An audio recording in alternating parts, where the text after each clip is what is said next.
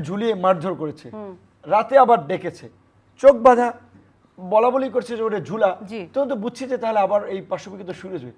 তো আমি তাদেরকে বলছিলাম যে ভাই আমার দেখেন শরীরটা ফুলে গেছে, যে রক্ত, আমাকে মাফ করেন, এইবার আমাকে সকালে ডাইকেন।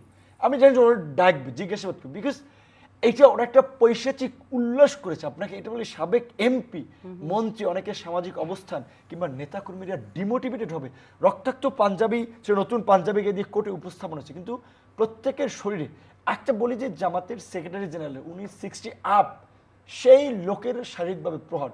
জাতীয় দলের ফুটবলার সাব্বি আপনার জয়ী অধিনায়ক আমিনুল ইসলাম, সে তো ন্যাশনাল ফ্ল্যাগ ক্যারি করেছে দেশের বাইরে, তাকে যে ভাই যেটা বলছি যে প্রফেসর ইউনূসের মতো একজন ব্যক্তিকে সুদখোর, ঘুষখোর, এমন কোনো ল্যাঙ্গুয়েজ নেই যেটা আমাদের এক্স প্রাইম মিনিস্টার ব্যবহার না করেছেন, ঠিক আমিনুল সাহেবের মতো প্লেয়ার এই ঝুলিয়ে মেরেছে। কিন্তু এক কথাতেই উনি শেষ করেছেন এক মধুর প্রতিশোধ। না সেটা বলছি যে এখন তাহলে এই রাজনীতিকে আমরা আবার চাই যে আবার যারা রাজনীতিতে আসবে আবার এই ধরনের টর্চার শিকার হবে, রাজনীতি ওই ভালো মানুষগুলো রাজনীতি থেকে নাক ছিটকাবে, ইয়াবাবুদি, বিচ্ছু শামসু, আন্ডার রফিক, গালকাটা জাহাঙ্গীর, এই সমস্ত লোকেরা রাজনীতির নেতৃত্ব দেবে। তার মানে রাজনীতির একটা গুণগত পরিবর্তন কি হচ্ছে? রাজনীতির গুণগত কি একটা পরিবর্তন এদেশের মানুষ আশা করতে পারে কিনা? আশা করতে পারে না, পরিবর্তন করতে হবে। আপনার এই যে যেভাবে সেই পরিবর্তনটা কার হাত ধরে হবে? যে অন্তর্বর্তীকালীন সরকার আগামীকাল আন্তর্জাতিক খ্যাতিসম্পন্ন নোবেল লরিয়ট ডক্টর মোহাম্মদ ইউনূসের হাত ধরে যে সরকার হচ্ছে আগামীকালের সরকার, সেটা কতদিনের জন্য, এবং এই সময়টার মধ্য দিয়ে এই এত ভাঙচুর তছনছ হয়ে যাওয়া দেশের প্রত্যেকটা সেক্টরকে রেনোভেশন করতে আমি বারবার জানতে কতটা সময়ের দরকার। এখন আমি তো স্পেসিফিক মেজারমেন্ট করে আমি সময় বলতে পারবো না, আর আমি যদি বলি তাহলে আমার যারা রাজনৈতিক সহকর্মী অনেকে আমাকে ষড়যন্ত্রকারী হিসেবে আখ্যায়িত করতে পারে কিংবা অন্যকে, বিকজ সে টাইম লিমিট দিয়ে দিচ্ছে। তো ইতিমধ্যে যে রাজনৈতিক দল যেটা শুনলাম, প্রধান রাজনৈতিক দলগুলো সহ তারা অনেকে 3 to 6 মান্থের মধ্যে লিমিটেশন চাচ্ছে, বিকজ তারা আরেকটা 111 একটা অস্বাভাবিক গভর্নমেন্ট আবার আসতে পারে, বিরাজনীতিকরণ হতে পারে, এটা আশঙ্কা করছে।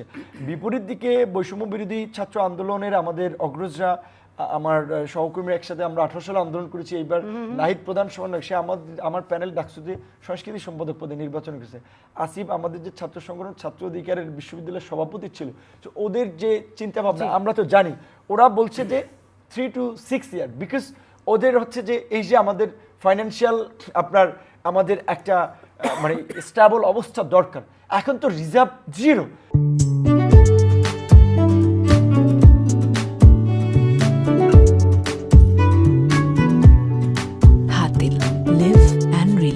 ব্যাংকিং খাতে একটা নৈরাজ্য, ইকোনমিক কোনো সেক্টরেই শৃঙ্খলা নেই।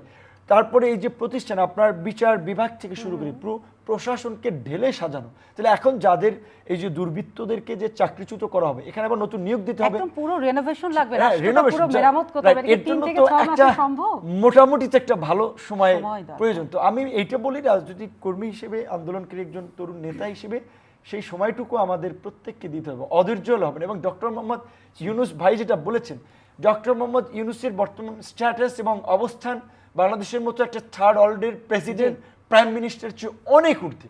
অনেক উন্নত দেশের প্রেসিডেন্ট প্রাইম মিনিস্টাররা তাকে ডিনার করার জন্য একটা অ্যাপয়েন্টমেন্ট চায়, সো তার জন্য এটা কোনো সম্মান না, বরং আমাদের জন্য এটা সম্মান যে আমরা তাকে এগ্রি করাতে। মানে ডক্টর ইউনূসকে অন্তর্বর্তীকালীন সরকারের প্রধান হিসেবে পেয়ে বাংলাদেশ সম্মানিত হলো, বাংলাদেশের মানুষ সম্মানিত হলো, এবং এই বিধ্বস্ত বাংলাদেশকে নিশ্চয়ই ওনার হাত দিয়ে টেনে তোলা সম্ভব। 111-এ তো তাকে বলা হয়েছিল, কিন্তু সেটা এগ্রি করেনি।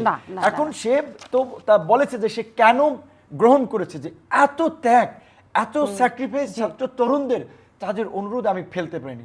সো আমার বিশ্বাস তিনি কোনো বিরাজনীতিকরণ প্রক্রিয়া কিংবা অস্বাভাবিক কোনো রাজনৈতিক, এটা ডক্টর মোহাম্মদ ইউনূসের দ্বারা সম্ভব হবে না। রক্তের সাথে বেইমানি প্রশ্ন আসবে কেন? তো সেই ক্ষেত্রে সেই জন্য আমি বলছি যে প্রথমত হচ্ছে আন্দোলনকারী এই যে 18 আমরা তো আন্দোলন করেছিলাম, আপনার টকশোতে অনেকবার এই হামলা মামলার হিস্ট্রি নিয়ে টকশো করেছে, আমাদের উত্থানটা তো সেখানে, লিগেসিটা তো ওখানে, কোটা সংস্কার থেকে রাষ্ট্র সংস্কার। তো আমার দৃঢ় বিশ্বাস যেই সময়টা লাগুক আমরা রাজনৈতিক দল, নাগরিক সমাজ, গণমাধ্যম কর্মী সবাই যদি ওনাকে সহযোগিতা করি, দেশের বাইরে যে আমাদের মেধাবী তরুণ কমিউনিটি, ডাক্তার, ইঞ্জিনিয়ার, প্রকৌশলী সবাই মিলে যদি বাংলাদেশ পুনর্গঠনে ডক্টর মোহাম্মদ ইউনূসকে হেল্পিং হ্যান্ড হিসেবে কাজ করি, খুব অল্প সময়ের মধ্যেই সে একটা সিস্টেমের মধ্যে নিয়ে আসতে পারবে। এবং ওই পর্যন্ত আমাদেরকে তো ওয়েট করতে হবে। অস্থির হয়ে ক্ষমতায় যাওয়ার জন্য অধীর আগ্রহে বসে থাকলেই হবে না।